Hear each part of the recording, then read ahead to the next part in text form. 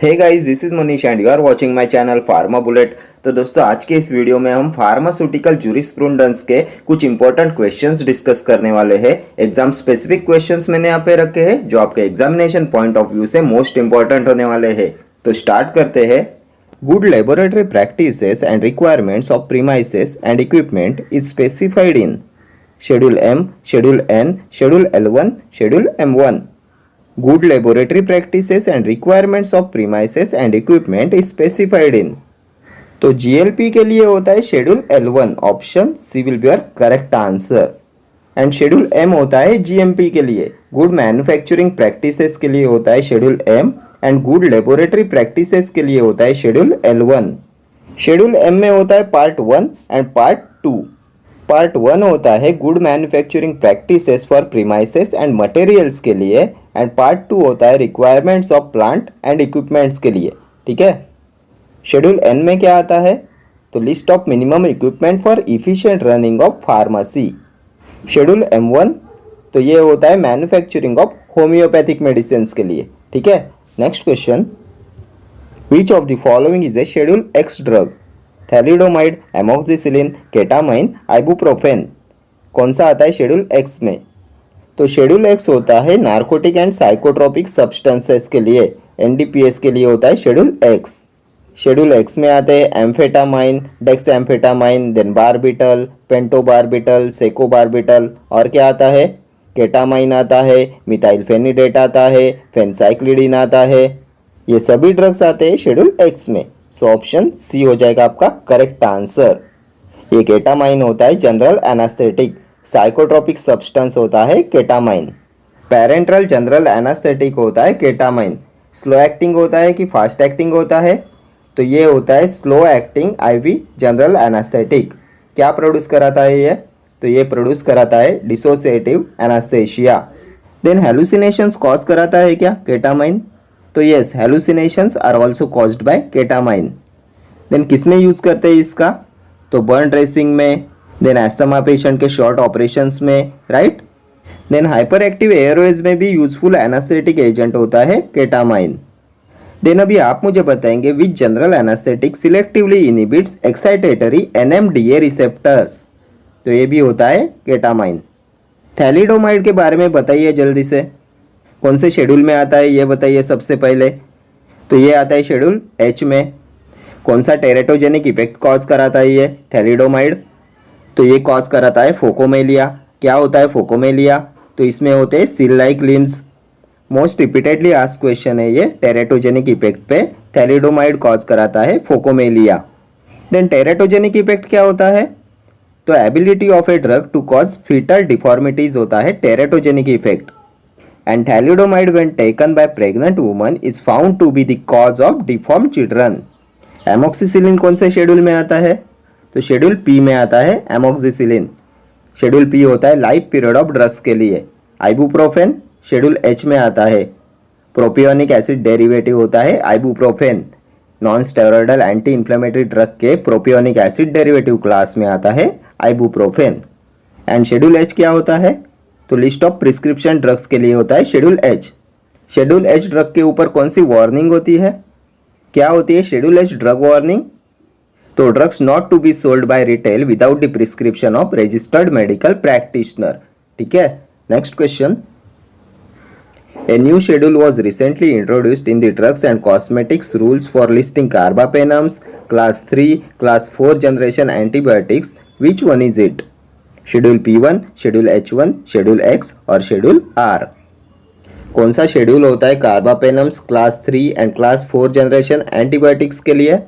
तो इनके लिए इंट्रोड्यूस किया गया है schedule H1, option B। Schedule H1 में आते हैं 3rd and 4th generation antibiotics, then anti TB drugs, then certain habit forming drugs like psychotropic substances and carbapenems group. Carbapenem group में आते हैं मेरोपेनम, इमीपेनम, फेरोपेनम, डोरापेनम, ये सभी होते हैं कार्बापेनम ग्रुप में। 3rd and 4th generation antibiotics cefepime, ceftriaxone, cefixime, और क्या आएगा? Ceftibuten, cefpirome. Anti TB drugs में आते हैं isoniazid, rifampicin, ethambutol, cycloserine, pyrazinamide. ठीक है। ये सभी ड्रग्स आते हैं शेड्यूल H1 में। And drugs supplied under schedule H1 should be recorded in A separate register at the time of supply, mentioning the name and address of prescriber, name of patient, name of drug, along with क्या, तो along with quantity supplied, आपने कितनी quantity बेची है, ठीक है।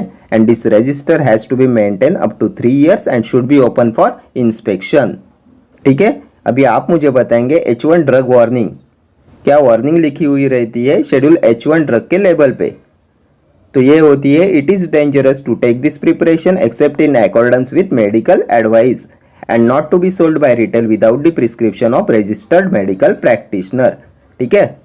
Schedule P1 किसके लिए होता है, तो पैक साइज ऑफ ड्रग्स के लिए। Schedule X narcotic and psychotropic substances जैसे amphetamine, dexamphetamine, barbital, pentobarbital, secobarbital, methylphenidate, ketamine, phencyclidine, ठीक है। Then what is general labelling requirement for schedule X, तो ये होता है symbol XRX। Schedule X drugs contain symbol XRX in left hand top corner of label. And जो NRX होता है उसका फुल फॉर्म क्या होता है, तो इसका फुल फॉर्म होता है न्यू प्रिस्क्रिप्शन रिक्वायर्ड। ये भी प्रीवियस ईयर एग्जाम में पूछा हुआ क्वेश्चन है, full form of NRX new prescription required. And ये होती है general labelling requirement for schedule X drugs, symbol XRX और NRX given in red in left hand top corner of label. Then अभी आप मुझे बताएंगे the retailer must keep a copy of the prescription for how many years for schedule X drugs, कितने सालों के लिए रखना पड़ता है रिटेलर को copy of the prescription of schedule X drug, तो ये होता है for 2 years। The retailer must keep a copy of the prescription for 2 years for schedule X drugs. Then in case of schedule X drugs the prescription should be in triplicate copies, ठीक है। And NDPS act was passed in the year 1985। Schedule R किसके लिए होता है, तो standards for mechanical contraceptives, ठीक है। Next question, schedule H drugs refers to be sold by retail on the prescription of a registered medical practitioner only, over the counter drugs not for human use to be sold by retail without the prescription of registered medical practitioner. कौन से drugs आते हैं schedule H में, तो schedule H होता है list of prescription drugs के लिए, सो ऑप्शन ए हो जाएगा आपका correct answer. Drugs to be sold by retail on the prescription of a registered medical practitioner only होता है शेड्यूल H ड्रग। ये ओवर द काउंटर ड्रग्स होते हैं OTC ड्रग्स, ठीक है। Next question, schedule M1 of drugs and cosmetics act 1940 and rules 1945 deals with allopathic medicine, homoeopathic medicine, medical devices, cosmetics. Schedule M1, तो M1 होता है homoeopathic medicine के लिए, option B. Requirements for factory premises for the manufacturing of homoeopathic medicine होता है schedule M1। Medical devices के लिए क्या होगा, तो इनके लिए होता है M3। Requirements for factory premises for the manufacture of medical devices आता है M3 में। Cosmetics M2, requirement for factory premises for the manufacture of cosmetics M2। Next question, intrauterine devices are tested at Central Research Institute Kasauli, Central Drugs Testing Laboratory Thane, Central Drugs Laboratory Calcutta, Indian Pharmacopoeia Laboratory Ghaziabad. कहाँ पे test करते हैं intrauterine devices, intrauterine devices are tested at, तो ये होता है central drugs testing laboratory Thane, option B. Then अभी आप मुझे बताएंगे sera, vaccines, then toxins, antitoxins, antigens are tested at, कहाँ पे टेस्ट किया जाता है sera, vaccines, toxins, antitoxins, antigens, तो इनके लिए होता है central research institute Kasauli. Then central drugs laboratory Calcutta is provided for analysis of drugs and cosmetics, ठीक है। देन क्या आप में से कोई बता सकता है samples of condoms are tested at, तो samples of condoms are tested at Indian pharmacopoeial laboratory Ghaziabad, ठीक है। Next question, which schedule contains different types of forms in drugs and cosmetic act 1945, schedule B, schedule C, schedule D और schedule A. Schedule contains different types of forms in drug and cosmetic act 1945, तो forms आते हैं schedule ए में, option D. Schedule B में क्या आता है, तो B is related to rates of fees for test and analysis. Schedule C biological and special products, biological and immunological products आते हैं शेड्यूल सी में। सेरा, वैक्सीन, टॉक्सिन्स ये आते हैं शेड्यूल सी में। सी होता है पेरेंटल ड्रग्स के लिए एंड C1 होता है for non parental drugs. Then अभी आप मुझे बताएंगे licence for the retail sale of schedule C and C1 drugs is given in form number. कौन सा फॉर्म नंबर होता है for the licence for retail sale of schedule C and C1 drugs? तो इनके लिए होता है फॉर्म नंबर 21 एंड इनके होलसेल के लिए होता है 21B। B is for wholesale and the loan license cannot be issued for schedule C and C1 drugs and repacking license is also not granted for schedule C and C1 drugs। schedule D के बारे में बताइए। तो drugs exempted from the provision of import आता है schedule D में, ठीक है। Next question, misbranded drugs belong to which section of D and C Act? 33B, 33E, 33A, 33C। कौन सा सेक्शन होता है misbranded ड्रग्स के लिए? तो ये आते हैं सेक्शन 33E में। ऑप्शन बी हो जाएगा आपका correct answer. Manufacturing, sale and distribution of misbranded drugs in relation to Ayurvedic, Siddha and Unani drugs comes under section 33E। What are misbranded drugs?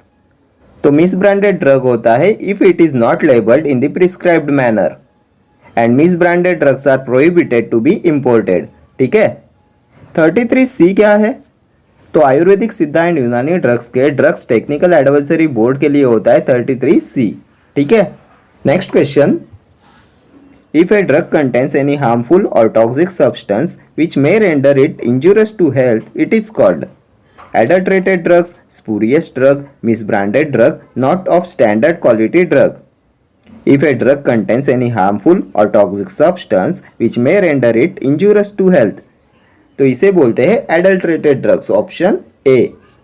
And अभी आप मुझे बताएंगे manufacturing, sale and distribution of adulterated drugs comes under section. तो इनके लिए होता है section 17A। And adulterated drugs in relation to Ayurvedic, Siddha and Unani drugs के लिए होता है सेक्शन 33EE। स्पूरियस ड्रग्स के लिए होता है section 17B and spurious drugs in relation to Ayurvedic, Siddha and Unani के लिए होता है सेक्शन 33EEA।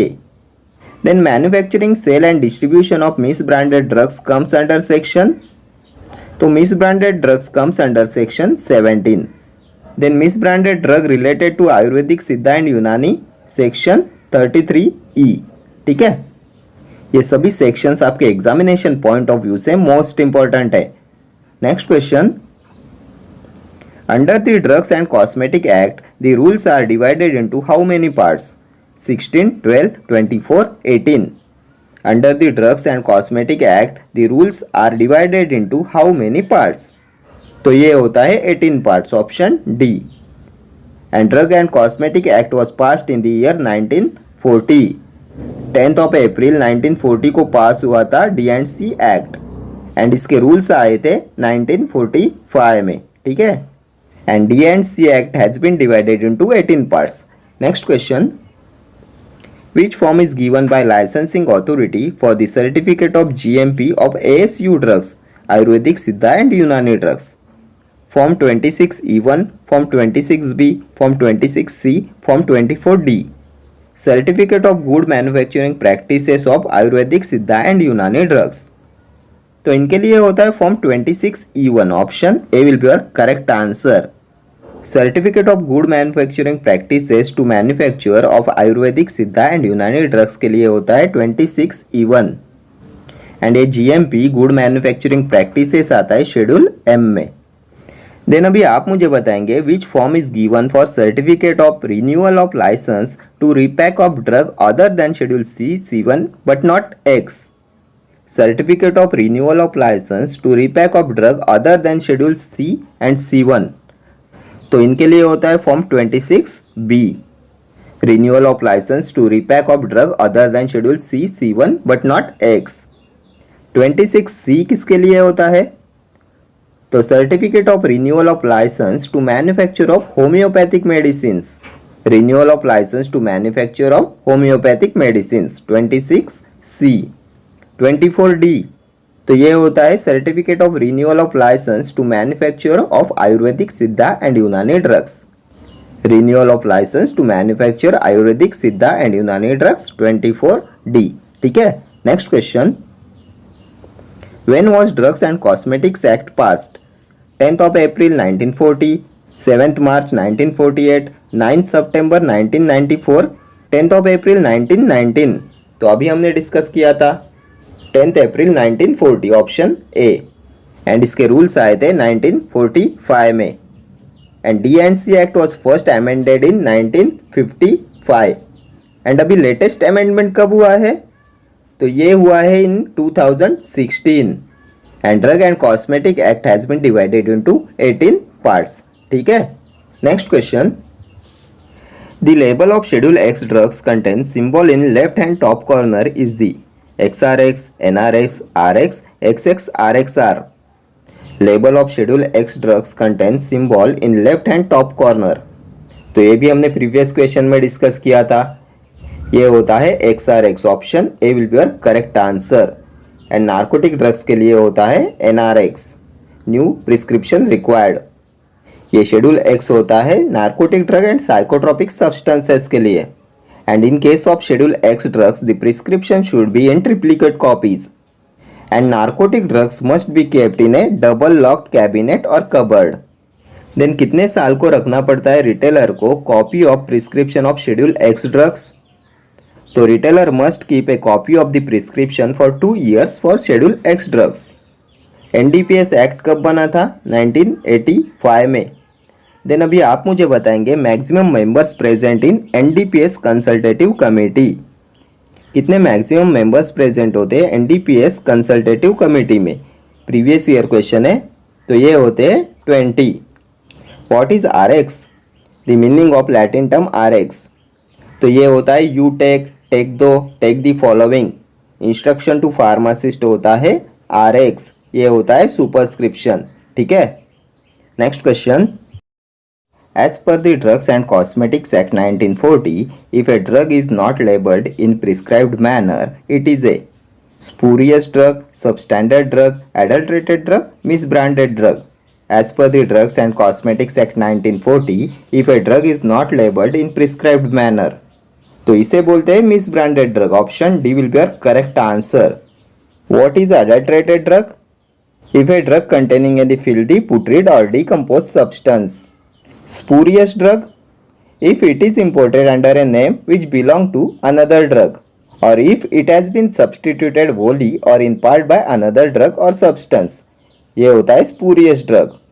Substandard drug, तो drugs which have failed to pass the quality and standards set for them होते हैं substandard drugs।